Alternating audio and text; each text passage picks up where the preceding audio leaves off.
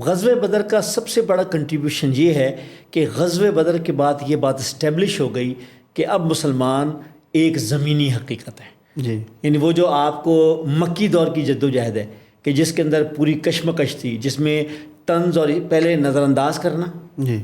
یعنی اگنور کرنا، اس کے بعد تمسخر، ہاں جی، ریڈیکیول کرنا، جی، اچھا اس کے بعد آپ کہتے ہیں کہ تمسخر اڑانا، مذاق کرنا، پھر اس کے بعد مخالفتیں،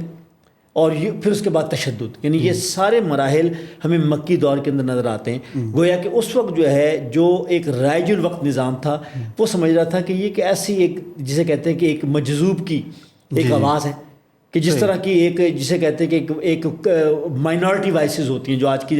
کے الفاظ میں کہا جاتا ہے کہ بس آئے گی اور کچھ عرصے کے بعد یہ فیڈ آؤٹ ہو جائے گی. صحیح. لیکن ہجرت کے بعد انہوں نے سمجھا کہ ہم نے ان کو یہاں سے بھگا دیا یا یہ چلے گئے. لیکن جنگ بدر میں فتح کے بعد یہ طے ہو گیا کہ مسلمان عرب کی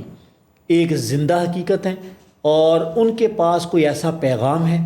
ان کے پاس کوئی ایسی طاقت ہے کہ جس کے نتیجے کے اندر انہوں نے اپنے سے 3 گنا بڑے لشکر کو جو شکست دی اور اپنے سے زیادہ اسلحے، اپنے سے زیادہ افرادی قوت ہونے کے بعد کر دی. تو گویا آپ سمجھیں کہ سب سے بڑا مضبوط پیغام جو ملا اس وقت کے جو ہے کہ آپ سمجھیں کہ رائج الوقت جو سیاسی طاقتیں تھیں، چاہے وہ مشرکین عرب تھے اور چاہے وہ خود اپنے مدینہ کے یہودی تھے، یعنی مدینہ کے یہودی بھی جب یہ ہجرت کر کے وہاں پہنچے تو وہ بھی سمجھ نہیں پا رہے تھے اور وہ بھی ان کو اہمیت نہیں دے پا رہے تھے. لیکن آپ نے دیکھا کہ اس کامیابی کے بعد مدینہ کے یہودیوں کو بھی اندازہ ہو گیا کہ یہ کوئی ایسی طاقت نہیں ہے کہ جس کو نظر انداز کیا جا سکے، یہ مستقبل کا منظرنامہ بننے والا ہے.